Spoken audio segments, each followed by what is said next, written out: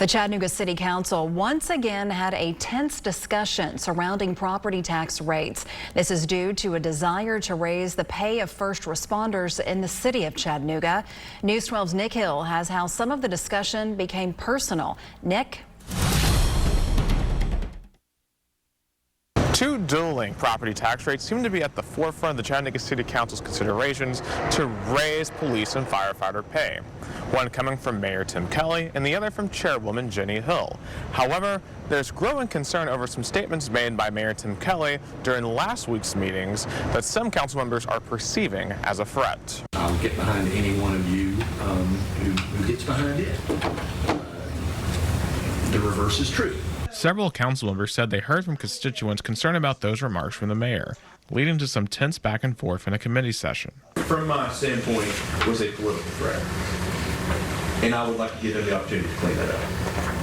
Well, you should call him, and he'd be happy to do that. But I'm not a politician. I'm not running politics. During the city council's meeting Tuesday afternoon, Mayor Kelly took a moment to address these concerns. I just wanted to say that, if that offended anyone, I am sorry.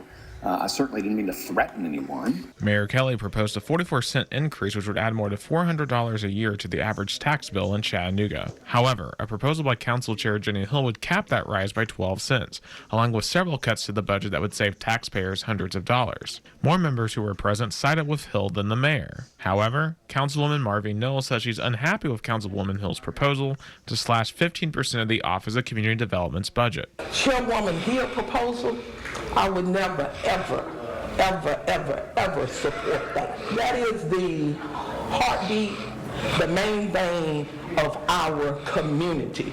Knowles says she supports the mayor's proposal to avoid future councils being in this situation. Councilman Ron Elliott says he is planning to speak with residents in his district before deciding where to throw his support. I've told my constituents from the beginning that it's important that we try our hardest not to push all this burden on taxpayers. I think as we go down this road of exploring additional cuts, we have to see what that looks like.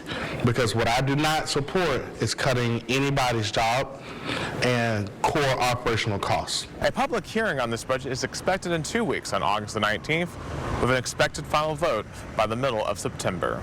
Reporter from Chattanooga City Hall, Nick Hill, News 12.